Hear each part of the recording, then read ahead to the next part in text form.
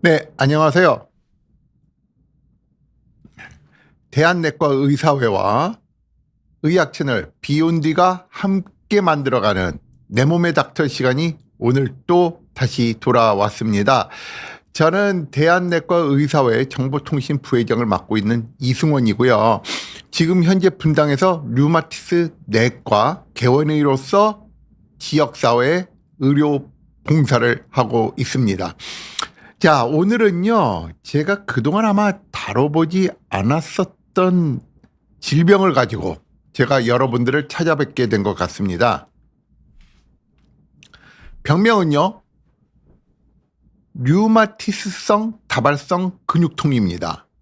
영어로는 폴리마이얼지아 류마티크라는 병인데요.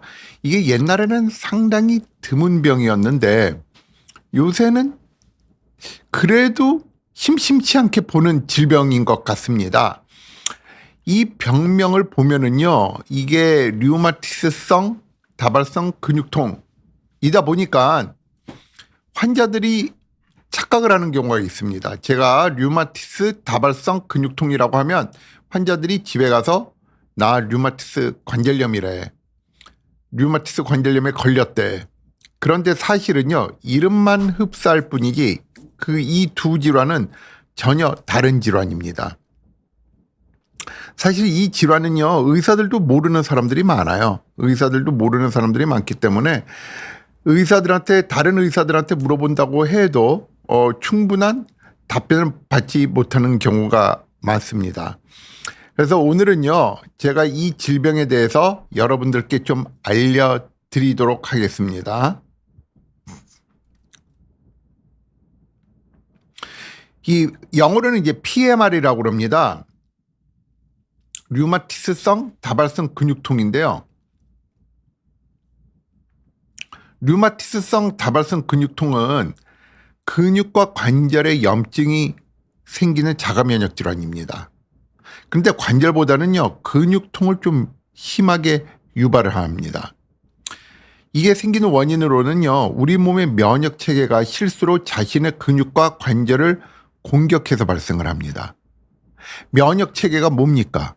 면역 체계는요, 우리 몸을 외부의 적으로부터 우리를 방어하는 그런 기관입니다. 예를 들어 가지고 암이 발생했다. 그러면 이 면역 체계가 암을 죽이는 거죠. 세균이 들어왔다. 폐렴에 걸렸다. 장염에 걸렸다. 그러면 이 면역 체계가 장염균과 폐렴균을 죽이는 겁니다. 그런데요, 이런 중요한 역할을 하는 면역 체계가요, 피하를 구분을 못하기 시작을 합니다.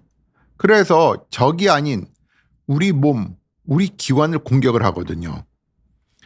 췌장을 공격을 하면 당뇨병이 생길 수도 있고요. 간을 공격하면 자가면역 간염이 생길 수도 있고요. 폐를 공격하면 폐가 굳어가기도 합니다. 관절을 주로 공격하면 류마티스 관절염이 생기는 거고요. 그런데 이 류마티스성 다발 근육통은요, 이거는 주로 근육을 공격하는데 또 근염이랑은 좀 성격이 좀 다릅니다. 이게 자가면역 질환이라고 주장하는 의사들도 있는데 요새는 이거를 자가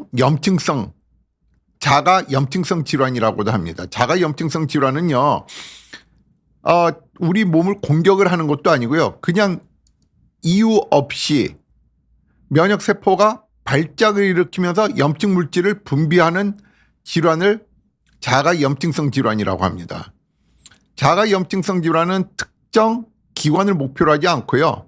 마치 어린아이가 발작성으로 우는 것처럼 그냥 원인 없이 이유 없이 발작적으로 염증 물질을 분비하는 것을 자가 염증성 질환이라고 하는데, 이 다발성 근통 증후군은 이런 그 자가 염증성의 요소를 가지고 있는 것으로 최근 연구 결과를 보면은 나타나고 있습니다. 이 증상은 어떠냐면은요, 주로 어깨, 목, 엉덩이 근육, 허리 이런 데가 너무 아픕니다. 너무 아프고 뻣뻣하고 움직이지 못하고 보통 2주 이상 이런 증상들을 앓게 되죠. 그리고 아침에 가장 심하고요. 중요한 특징 중에 하나는요. 젊은 사람들에서 생기질 않습니다. 류마티스 관절염은 젊은 사람들에서 생기는데 이 류마티스성 다발성 근통은요.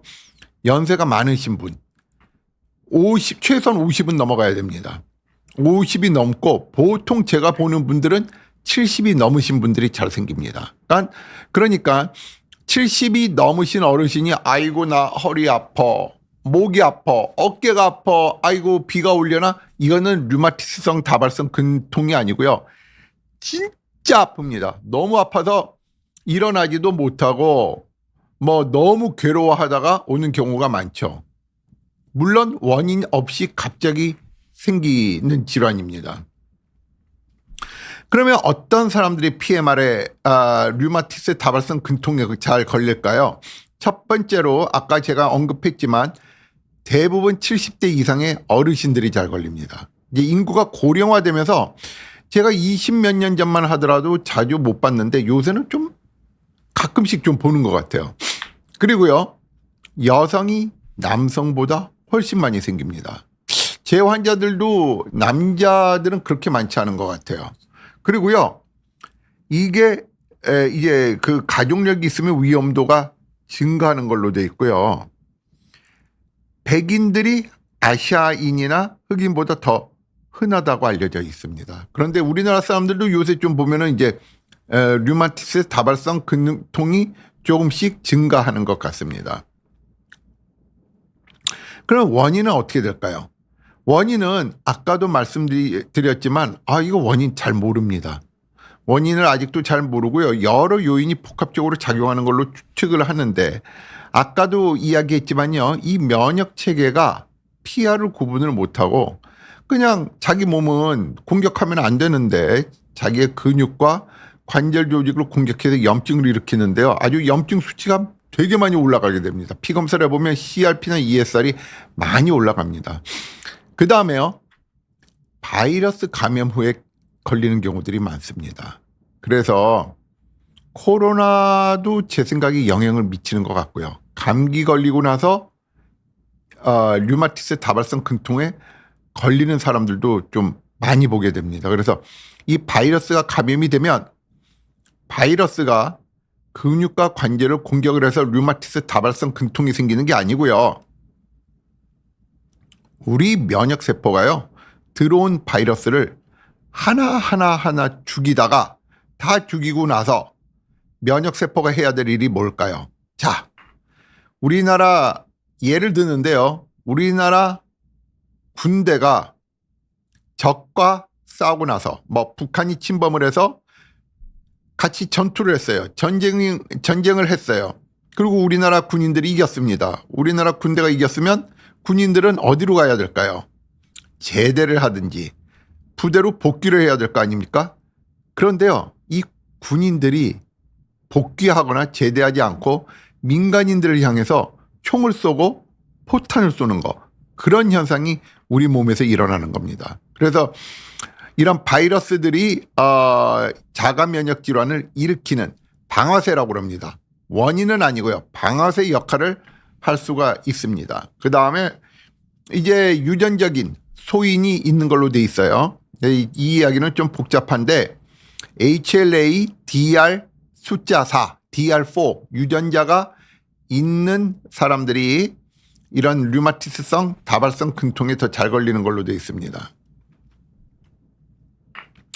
자, 증상은 아까도 말씀드렸지만은요, 이 어깨 부위가 유난히 아픕니다. 초음파로 보면은요, 이 양측 어깨에 물이 차 있는 경우도 상당히 많습니다. 근육이 되게 아프고 뻑뻑하고, 여기만 아프냐? 이 목 쪽에, 목 뒤에 목덜미들도 되게 아픕니다. 그리고 허리를 따라서 또 너무 아프고요. 중요한 건 이 엉치 부위, 어떤 어르신들은 방광이라고 그러는데요. 방광은 사실은 오줌 보니까 앞에 있어야 되는데 이 허리가 아래 허리가 아프면 방광이 아프다고 호소하시는 어르신들이 계십니다. 어쨌든 간에 이 엉덩이 부위가 또 유난히 아픕니다. 그래서 이제 아침에 이제 일어나지를 못하죠. 그냥 침대에 누워 있고요.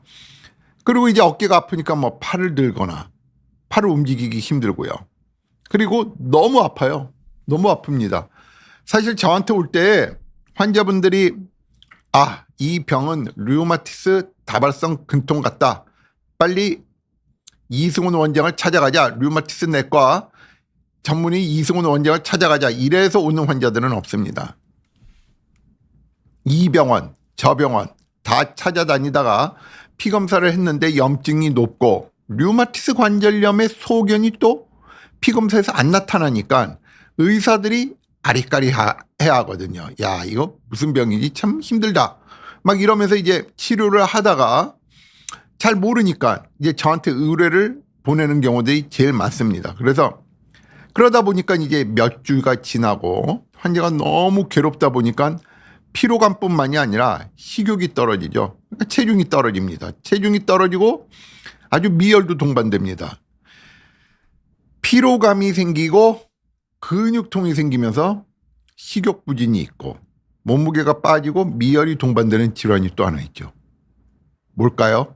암입니다. 암. 특히 연세가 많기 때문에 암에 걸릴 확률도 높거든요. 그래서 사실 제가 본 환자 중에서도 처음에 류마티스 다발성 근통이라고 생각했는데 나중에 대장암이나 폐암으로 진단을 받고 대장암, 폐암이 이와 같은 유사한 증상을 유발한 경우도 있었고요. 또 실제로 보면은 환자가 암이라고 걱정을 했지만 제가 진찰하고 나서 암이 아닌 류마티스 다발성 근통으로 진단을 해드린 경우도 많습니다. 아침에 이 뻣뻣한 증상이 30분에서 1시간 정도 지속된다고 그러는데요. 사실요, 하루 종일 지속됩니다. 거의 하루 종일. 그러니까 환자가 너무 힘들어하죠. 아침 뻣뻣함이 아침에만 1시간 정도 지속된다고 한다면 나머지 23시간은 행복하게 살 거 아닙니까? 그런데 그렇지가 않아요. 오전 내내 심지어 오후 저녁까지 괴로워하시는 분들이 많습니다. 그러니까 이런 분들이 이제 일상생활이 너무 어려운 거예요. 침대에서 일어나서 몸을 움직이는데 시간이 오래 걸리죠. 그 다음에 어르신들이 가뜩이나 이 몸 움직임이 서툴러서 개인 위생이 좋지 못한 편인데 너무 아프니까 이제 뭐 머리를 빗거나 목욕을 하거나 뭐 옷을 입거나 뭐 소대변을 잘 보고 처리를 한다든지 뭐 이런 게 안 되니까요. 개인 위생이 좀 엉망이 되는 경우들이 많고요. 아까도 이야기했지만 이 엉덩이 통증이 유난히 심합니다. 뭐 어떤 분들은 골반이 아프다고 하고요. 그래서 엉덩이 통증이 심하다 보니까 계단을 오르기가 힘들고 또 어떤 분들은 보행이 자연스럽지 못하다 보니까 어떻게 해요? 넘어져요. 넘어지면 뼈가 튼튼한가요? 이분들이? 약하죠.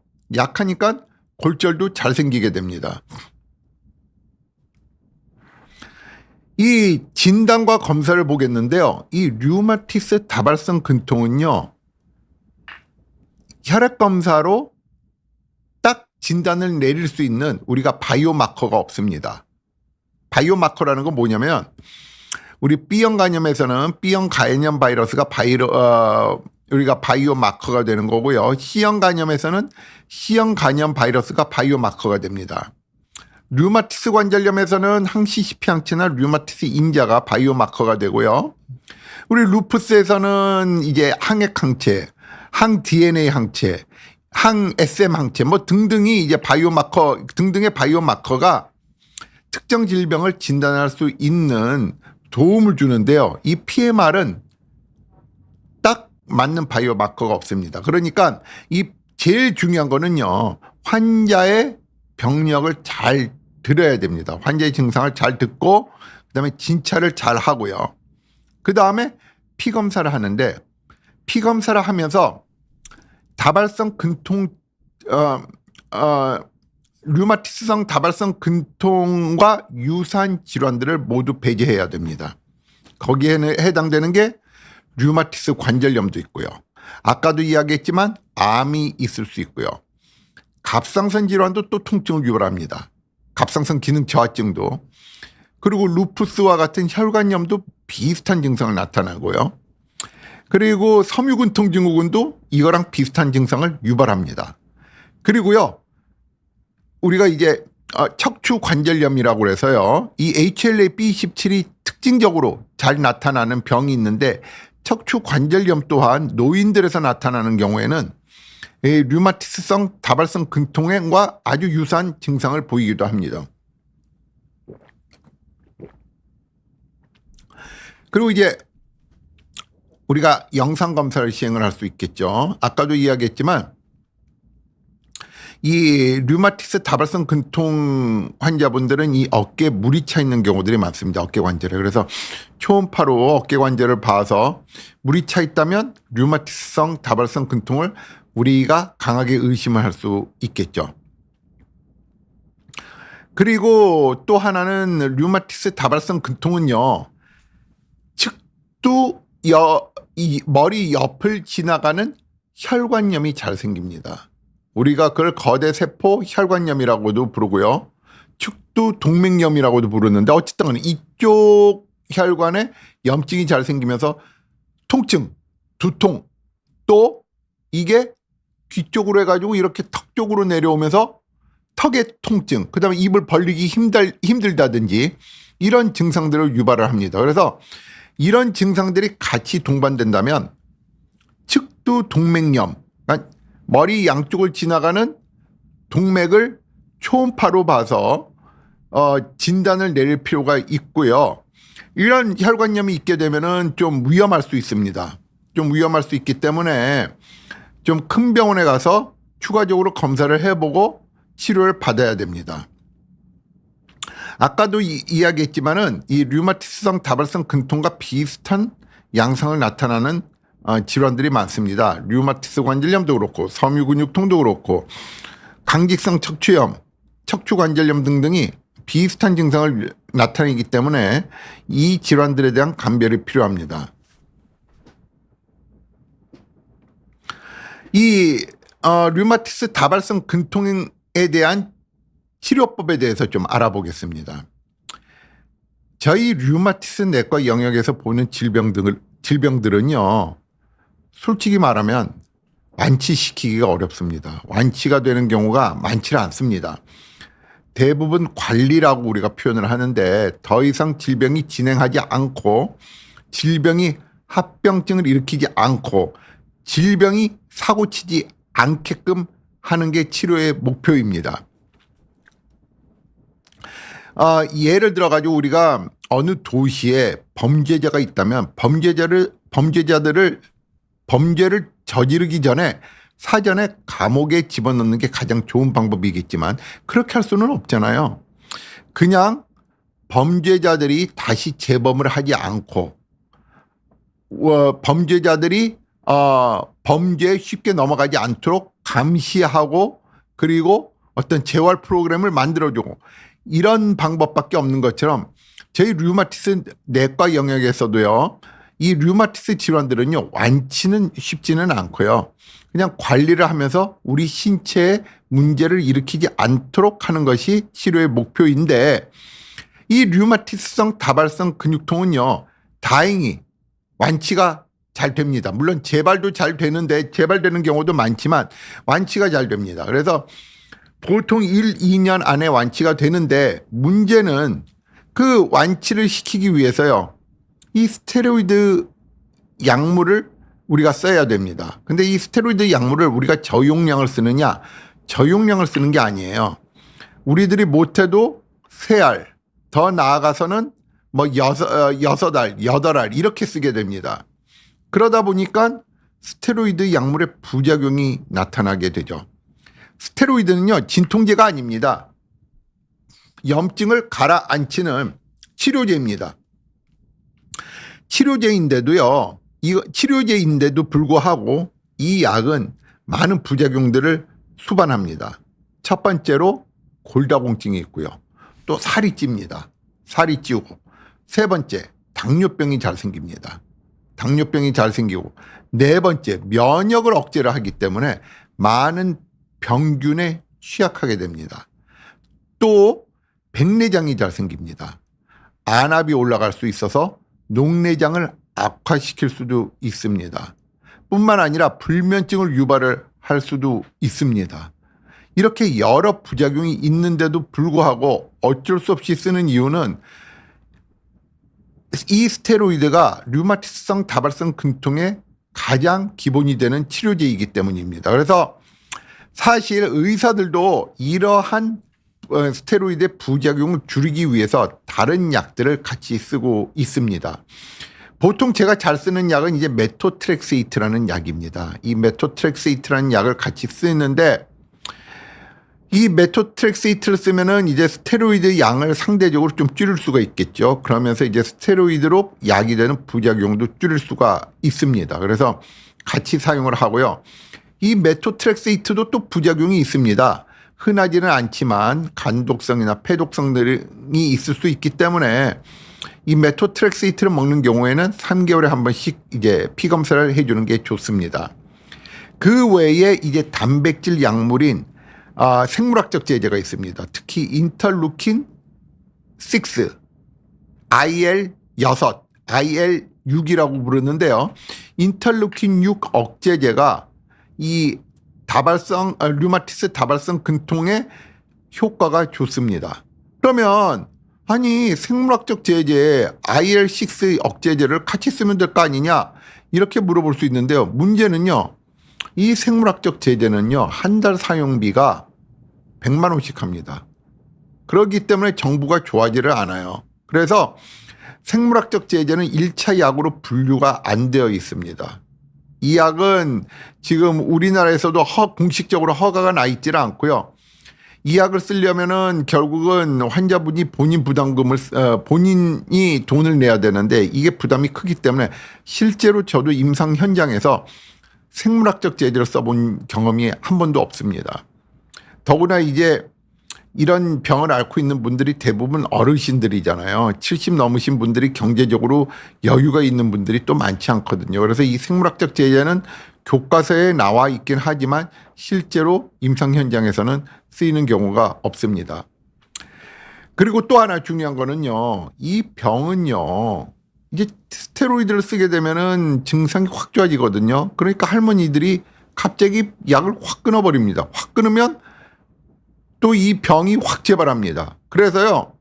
정말 중요한데 스테로이드는요. 갑자기 끊으면 안 되고 서서히 줄여나가야 됩니다. 이 스테로이드를 치료제로 사용하는 거의 대부분의 질병에서는요. 거의 모든 질병에서는 스테로이드를요. 증상이 좋아졌다고 갑자기 끊으면 안 됩니다. 스테로이드는 천천히 줄여가면서 끊어야 된다. 이 사실을 꼭 알고 계셔야 됩니다. 그래서 앞 슬라이드에서도 보여드렸지만 이 스테로이드의 부작용을 관리하는 게 또 중요하거든요. 그래서 이 골다공증이 생길 수 있기 때문에 칼슘과 비타민 D 보충제를 복용을 해야 되고 정기적으로 골밀도 검사를 해야 되고요. 이 스테로이드가 또 체중을 늘리거든요. 그렇기 때문에 규칙적으로 운동하고 또 이제 우리가 이제 칼로리를 좀 낮춰서 식사를 해야 되고요. 그리고 스테로이드가 혈압을 올리는 경우들도 있기 때문에 이 저염식 식단으로 유지하는 게 중요합니다. 그리고 아까도 이야기했지만 당뇨병을 좀 유발할 수 있기 때문에 이 당뇨병에 대한 정기적인 모니터링이 필요하고요.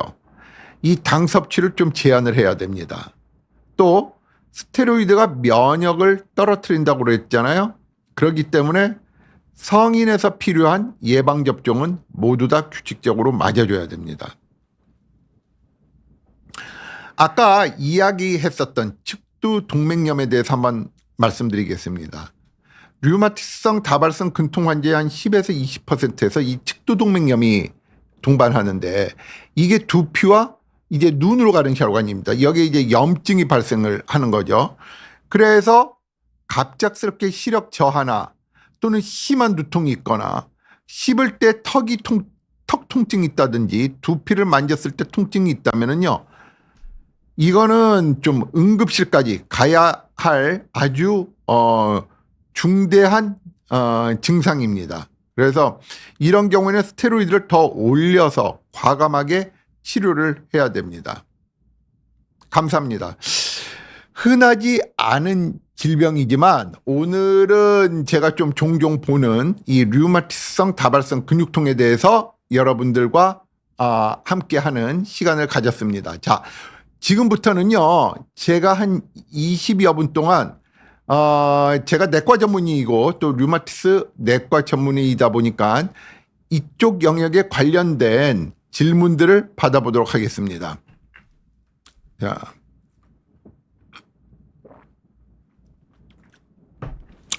그냥 근육통이나 오십견으로 생각할 수도 있는데 단순 통증이 아니고 류마티스성이다 라고 의심해 볼 만한 특별한 증상이 있나요? 이게 참 어려운 질문입니다. 왜냐면은요, 류마티스 관절염은요, 일반 관절염과 틀리게 대칭성으로 나타납니다. 한쪽 손이 아니라 양쪽 손, 양쪽 팔, 그리고 손이 뻑뻑하고요. 그리고 손이 붓고요. 그런데요, 퇴행성 관절염들도 이렇게 나타나는 경우들이 많고요. 류마티스 관절염도요, 초기에는 한 관절만 침범을 하는 경우들이 많습니다. 특히 이 관절 갔다가 저 관절 갔다가 요 관절 갔다가 이렇게 증상이 모호하게 나타나는 경우들이 많기 때문에요.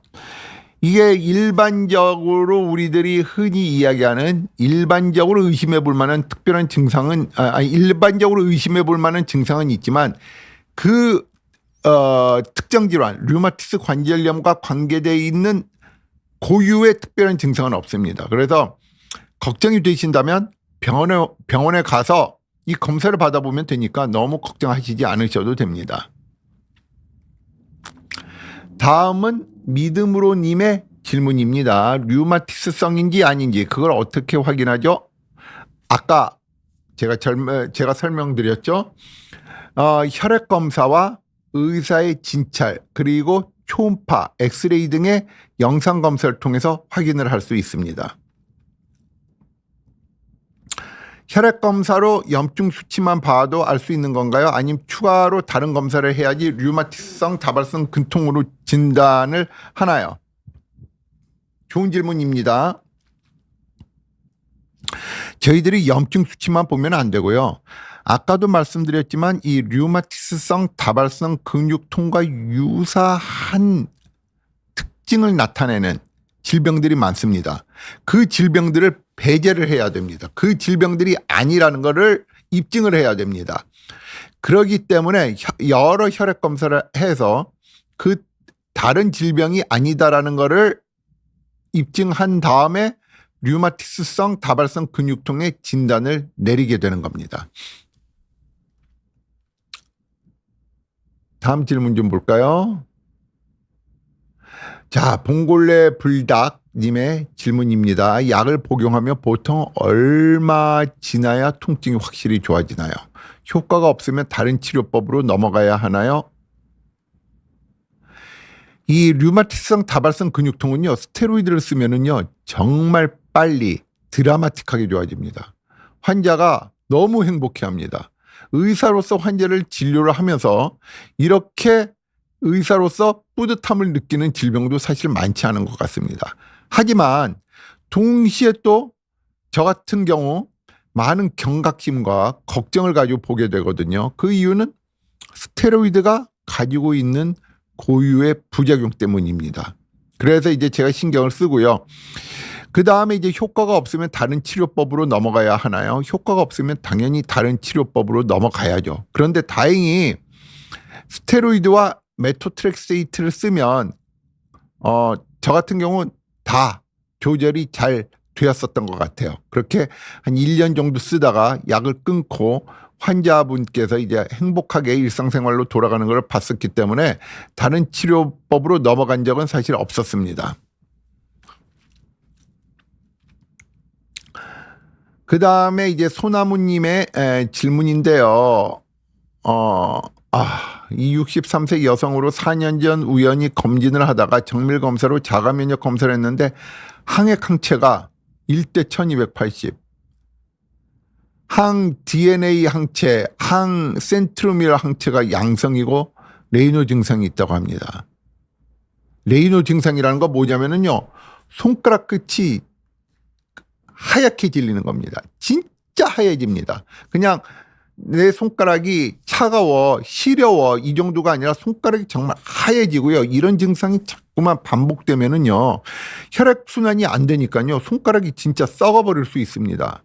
그런데 보통 혈관염, 자가 면역 혈관염이 있을 때에 이런 레이노 증상이 생깁니다. 그래서 레이노 증상이 있다라는 말은 이 자가 면역 혈관염이 있다라는 이야기고, 지금 이런 여러 가지 증상으로 봤을 때 루푸스나 아니면 지금 전신 경화증이 의심이 되는 상황입니다. 이 환자에서 증상은 없었는데 최근 근육통이 이유 없이 심하다고 하는데요. 맞습니다. 이런 분들이 근육통이 심하게 나타날 수 있습니다. 그리고 증상이 마치 류마티스 다발성 근육통과 비슷하게 나타납니다. 그런데요, 류마티스성 다발성 근육통 환자에서 혈액 검사를 해보면은요, 이 엔티뉴크레어 엔티바디 1대 1280이라고 나와 있는 거 있지 않습니까? 이 항액 항체가 올라가는 경우가 없습니다. 거의 없습니다. 그리고 ENA 항체나 항 DNA 항체가 올라가 있는 경우도 없습니다. 레이노 증상도 없습니다.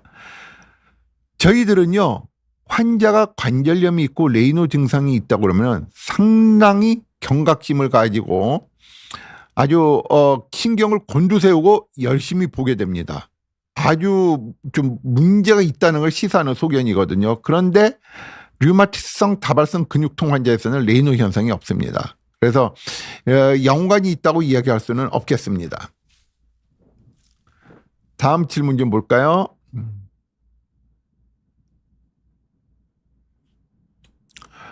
전신 류마티스 환자인데 유전성으로 간경화 말기 진단을 받았어요. 간 때문에 이 류마티스 약 먹기가 두렵습니다. 어찌해야 되죠?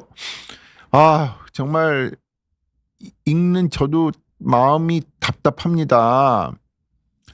전신 류마티스 관절염 환자인데 유전성으로 간경화 말기라는 게 어떤 유전성 간질환이 있는지 모르겠습니다. 이 경우에는 간에 부담이 되는 약들은 빼고 써야 되는데 생물학적 제제들은 간에 악영향을 미치질 않으니까 스테로이드와 생물학적 제제를 쓸 수 있을 것 같습니다. 담당 교수님과 상의를 해보시고요. 간경화 말기라고 했는데 이게 유전성으로 간경화 말기면 간이식 수술도 받을 수가 있거든요. 간이식을 받으면 이제 아주 많이 좋아지는데 간이식 수술을 받을 수 없는 단계인가 보죠.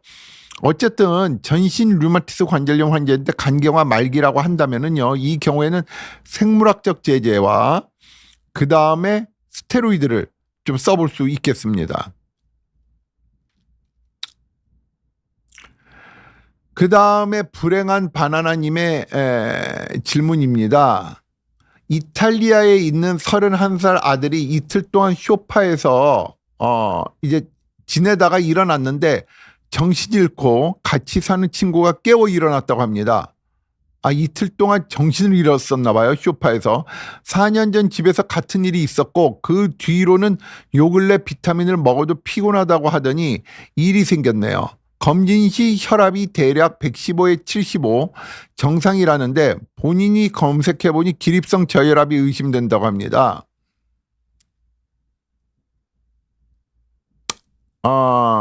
잠시만요. 이분이 소파에서 있다가 일어났는데 일어나면서 정신을 잃었나 봐요. 이분이 이제 이런 경우 기립성 저혈압이죠. 이탈리아는 병원 가기도 힘들고 멀리서 걱정입니다. 사람이 없을 때 정신을 잃거나 머리를 부딪힐까 봐 걱정인데요. 조언 부탁드립니다. 이것도 참 문제입니다. 기립성 저혈압 환자들은요, 첫 번째 운동을 좀 열심히 해야 됩니다. 유산소 운동이나 근육을 키우는 운동들을 좀 해주고요. 두 번째, 어쩔 수가 없는데 일어날 때에 조심해서 일어나야 됩니다. 갑자기 일어나게 되면 뇌로 혈류가 충분히 공급이 안 돼서 쓰러지는 거거든요. 정상인은요, 앉았다가 일어나거나 아니면 누워 있다가 갑자기 일어나면은요, 심장이 빨리 뛰면서 이 뇌에 충분한 혈액을 공급을 하는데 기립성 저혈압 환자들에서는 그런 작용이 충분히 일어나질 않습니다. 그러니까 갑작스럽게 어지러움증이 발생하고 어지러움증이 생겨서 쓰러지는 거거든요. 그래서 이제 그런 경우에는 어쩔 수 없이 좀 조심해서 일어나야 되는 방법밖에 없습니다. 예.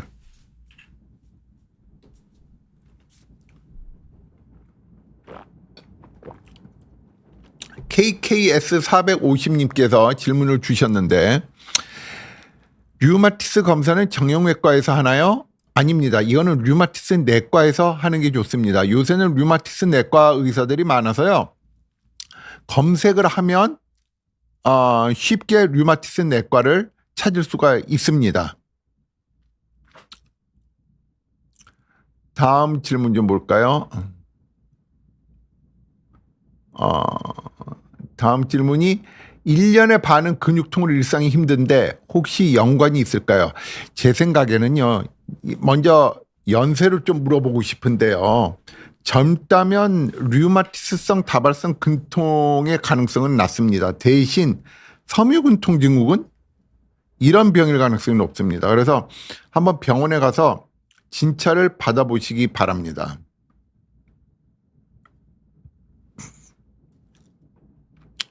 다음은 이제 이현정님 질문인데요. 이게 간이 시근치 못한다고 했다네요. 류마티스도 자가면역 질환 유전으로 생겼다고 그러는데, 류마티스도 자가면역 질환 이 유전으로 생겼다고 그러는데 100% 유전으로 생기는 자가면역 질환은 드물거든요. 유전이 영향을 미치기는 하지만 이 자가면역 질환 때문에 간경화도 왔다고 그러는데, 자가면역 질환, 이거는 질문만 가지고는 제가 해답드리기가 어려울 것 같고요. 차트를 봐야 되고, 아마 이현정님은 제가 봤을 때 동네 류마티스 내과를 다니는 것 같지는 않고 대형 병원 류마티스 내과 교수님한테 진료를 받는 것 같은데, 이 부분은 질문에 대한 해답을 드리기 어려운 것 같습니다. 이현정님께서 담당 주치의와 상의를 해서 해답을 찾아가는 방법밖에 없을 것 같습니다. 죄송합니다.